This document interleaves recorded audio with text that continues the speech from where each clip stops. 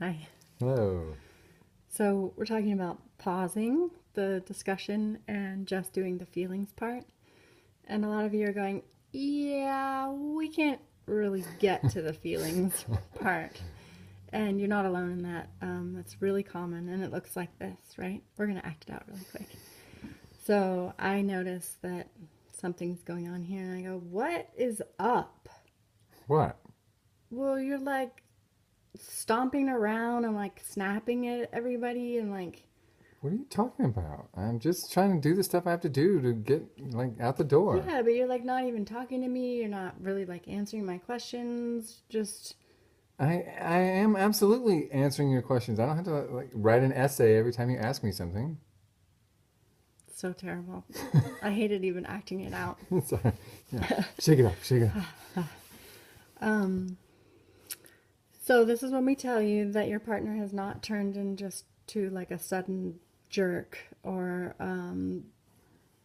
Even though all evidence points yeah, to that. you're still partnered with the same person. They haven't become somebody else. You didn't make a bad choice. You don't have to break up. All the things that you then Yeah, start telling you're yourself or not. start sticking to your feelings about it. Yeah, you haven't entered the twilight zone. You know, up Mm-hmm. isn't down. It's just that your partner is in their lower brain. Yeah. And as much as I'd like to just point to you, Nathan, and say, you do that, it happens to all of us. It's not on purpose, even though it can really feel like it in the moment. You're like, why are you not talking to me the way we normally talk? Like, what is going on? And I think it manifests differently for different people a Different little bit. people. But that's a really common scenario. What? Mm-hmm. Nothing's wrong with me. Mm-hmm. What's wrong with you? You know, Mm-hmm. you're just like, nothing. I don't know. Um, so that's the first caveat that you didn't make a wrong choice. You don't have to break up. You're dealing with somebody who's in their lower brain. And even though it doesn't look like it, like I don't know for you watching, but there's a little bit of a sound, and even in the way that I'm talking about it, like he's still rational. He's just being an asshole.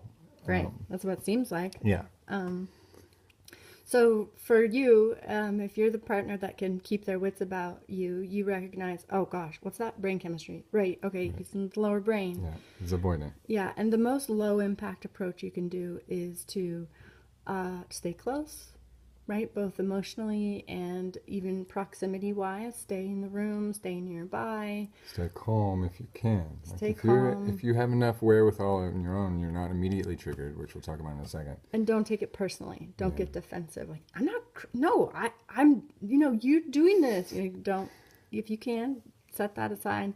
And then what you're waiting for is, right, you're doing that rudimentary communication, talking to the primal brain Right. with just like calm body language, near proximity, remaining open, Deep breath, keeping yourself actually calm. because you want their brain chemistry to shift Mm-hmm. and come back up into that person that you recognize and enjoy. And because there's emotional contagion, it's easy to fall into it with them, and it's actually sort of just as easy for you to like have them join you if you can stay calm or stay open emotionally, stay available with your empathy. You can maybe Then, draw then them you draw over. them out. Yes. So that's like, give that a try. Doesn't always work. Your second option is to go ahead and take the emotional reins yourself. So they're not available to say, yeah, I'm just really frustrated. Right. Oh, wish they would, but they're not. So you go ahead and talk about what's happening for you in this moment. Yeah. Like you take the responsibility and you actually, it's almost like you're tricking their brain into moving processing because you're requiring them to look for empathy for you because Right. you're talking about your emotions. So in that instance, I might say, okay, well, I don't know what's going on, but I'm feeling super nervous about our interaction. I'm feeling like this really big distance between us. And, like my heart is racing. I just, like, would you be willing to help me? Like, would you be willing to hug me or hold me or something? Because I'm having a hard time. Yeah. Okay. Right. Maybe That- begrudgingly. yeah. But you're like, well, it's not about me. It's She's not not about me. pointing Right. fingers at me. Like, yeah, I can spare a hug. And Okay. it's kind of like using the social brain to signal even to your partner who's in their lower brain, like I have some emotional, like can we circle the wagons, kind of like pony up, or like let's can you join me? And again, it's that calling them into a part of the brain where you can connect. It's an Because you invite. actually can't connect while they're still in the lower brain. Yeah, and even though like the justice part of me, like the righteous part of me is like, I wasn't even the one that started this. Like Right. obviously he's the one having It's not my feelings. stuff. Yeah, but here Yeah. I am asking for help. Well, the truth of the matter is I have a huge response, huge emotional Again, yeah. response when you're feeling avoidant or you're going through something. Like I feel nervous. Like that's part of my emotional field. Right. And so it's not a lie that I could really use a hug, and it's not a lie that I'm feeling distant. It's just I'm the one that's stepping up. Well, and in that place of disconnection, the thing that we both actually want is to be connected, to not like the avoidant person doesn't actually want to feel on their own or feel like they can't be close to the other. And again, the emotional contagion can kind of sneak in and make it so that you're feeling like disconnected from or disconnection from me, so then you disconnect. Yeah, that's what my next piece was like. These are your approaches, right? The low level, just stay nearby and become available.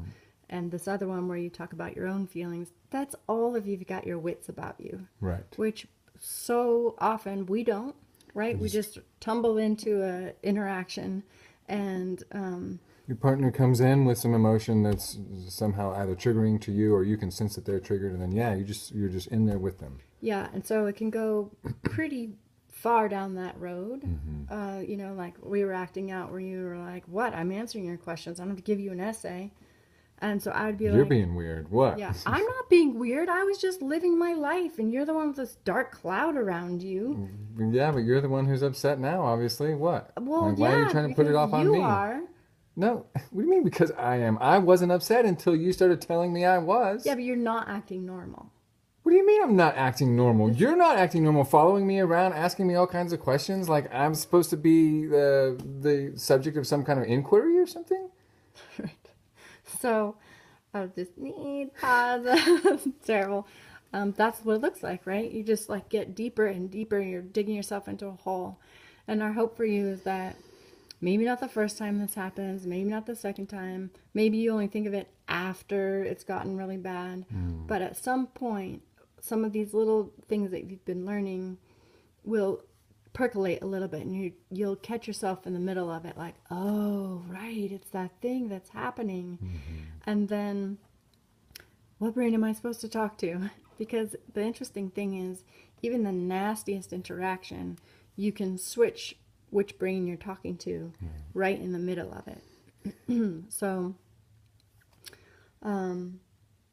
It's kind of like the other day we were talking about how I caught myself. I thought we were having the psychological debate, and then I realized at some point, oh, you're having an emotion. And my first response when you were basically wanting me to pick a side was to defend myself. And we started to go down that road, and then pretty quickly I was like, wait, no, this isn't the kind of discussion we need to be having, and the one that we're looking for is actually right here with us. You're actually already talking to me about your feelings. And that was starting to happen here, even in our example. Right, so like the original issue, I think, is that you're storming around being crabby, and then we start basically fighting about it, and you're saying you're the one following me around, asking me questions like this big old inquiry, Well, once I clue in, oh, right, we're having an emotional conversation, I don't go back to that original issue. I start right here where we are. And so I switch to the emotional brain right in that spot. So then I can say, oh, yeah, that makes sense. Like, you're just trying to do your thing. And I'm like following you around going, what's wrong? What's wrong? What's wrong? What's wrong? And you can say what you would say. It's like, I feel so irritated by that. Like maybe I was having a hard time, but then I was kind of minding my own business, and then suddenly I felt like I was in the spotlight and in trouble. Right. Yeah. That's sucky. Yeah. I can totally get it that didn't feel good. Yeah. So it doesn't even matter what the original issue is. As soon as I clued in that we were in other parts of our brains, or particularly that you were in another part of your brain, I just grab the freshest issue of that second and go there with my emotional language. And that's how you turn it. Like as soon as I said, oh, right, I'm just following you around, I saw like your shoulders relaxed a little bit and you made eye contact with me, and it can be instantaneous. Right. The distance you can cover in such a short amount of time it's really amazing, actually. And once you had that opening with me, like normally you would probably do some, rubbing on my back or taking my hand or my arm. Right. And that touch can be really so central, not only to helping the lower brain shift back to an available place, either in the emotional brain or higher still, but also as that form of connection, as Right. we're like linking up. And that's actually worth mentioning. We've made a solemn agreement. It's like our most Right. binding contract of our partnership at this point, right? Yeah. I don't know of one that's more important. And that is to stay in the room, right? I'm a bolter. I like to bolt. And so I'm the one that really has to commit to that, to not bail out and leave the room and go walk the dog or whatever it is that my lower brain is yearning to do. Our agreement is to stay in the room. So even if we're talking about something and it is going badly and we can't get our footing and we don't even know what brains we're in, we at least have the basic understanding that we're going to stay in the room. And that really is helpful in creating that sense of safety. Yeah. And the other important part is we have an agreement to initiate and accept touch That's the other part I was gonna as soon as possible. say. Right. So even we'll be maybe mad and we're not agreeing or whatever, but we have our hands on each other's knee. It's not necessarily in a very loving way or like no massage involved. Like literally it's just my hand on your knee and your hand on my knee. And without that agreement in place, or even sometimes when it feels like it might be less welcome, we sometimes will ask, can I touch you, or can I put my hand on your back? to test the readiness. Even though we have that agreement. And I definitely think that making that agreement ahead of time, not trying to agree to it in the middle of a fight. Can we agree to just like keep touching, or like that we're not going to leave the room? In the middle of that discussion, it's not going to go nearly as well as if you make that agreement ahead of time. Like, let's commit to trying to do this. And again, it's so that you don't suffer further disconnection. You don't suffer further break in the possibility of linking brains, because that proximity is important and touch is important for both of those. I think of it like a feral cat. Do you? Yeah, like if I would want to lure a feral cat, which I have You wanted have to do done that that, before, yes. I have to stay so calm and give it the time and just try to have closer proximity, and then if she'll let me touch her, like right. Right. If you reach out too soon, they bolt or they back away. They bolt or they may scratch you, right? Because they're so far in their lower brain because they're trying to survive. So we just know our out of this moment selves know that touch and proximity are helpful, and so we've just agreed to make that a part of the package when we're discussing something that is tricky for us. And sometimes it's still really hard, but we continue to try to make that touch or allow that touch if the other one reaches out. Yeah. And you may not like it. Like the other night and morning, we had a situation where we were having trouble talking at all, and Natalie just was holding me or touching me. And even though I wanted to just pull away and say, like, I don't want that, I want some space, just waiting a little bit longer and a little bit longer for the brain chemistry to shift, I could feel it start to happen, where then I was able to nestle in a little bit further, and I could breathe a little deeper, and I responded with some reciprocal touch and things like that. And even though you would think that because we know this, it takes the magic out of it, and that it won't work. Right. I know what you're trying to do. Yeah, you're trying to change my brain chemistry. How dare you? It still works. Yeah. It can't not work. Right. And so even if you're resistant to it, And I was.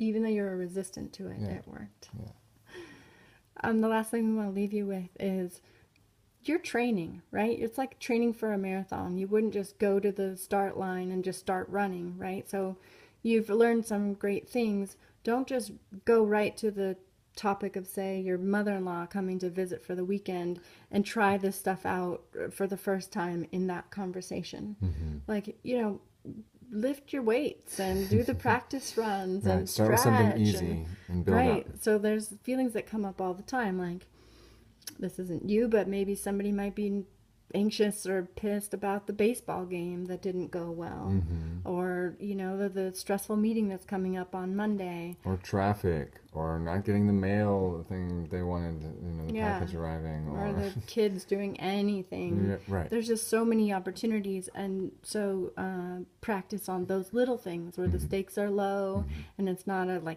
hugely triggering thing for the two of you. Practice so that there. You get in the habit of approaching feelings this way, and approaching issues through the feelings. Yeah, and gather your evidence, like, oh my gosh, it totally worked. We talked about Yes. the broken shovel in the garden. It really worked. And so Right. then you get some confidence around it. And you bring that with you when it's time to talk about something that you don't really want to talk about. And kind of like learning a new language, you're like practicing together, and you're getting some rapport, so that you kind of know the way that each other phrases things, and the Right. way you approach these sorts of moments or feelings or interactions. So then you have a stronger and stronger sense of when do I need to lean in and when do I need to kind of lean back. It's an So ongoing don't wait. process. Start now and start to get fluent now on the easier things, and then when it really counts, you'll be kind of expert, and it'll go a lot easier. Okay, enjoy. Be well.